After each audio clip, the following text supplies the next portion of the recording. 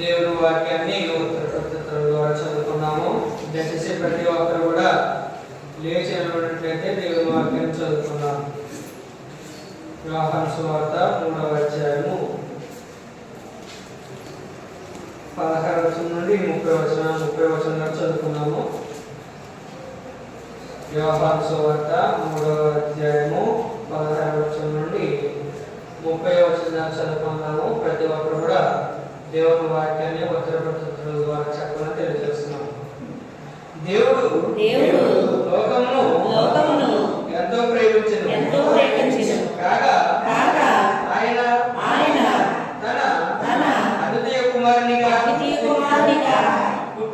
పుట్టిన వాని యందు విశ్వాసముంచు ప్రతి వాడును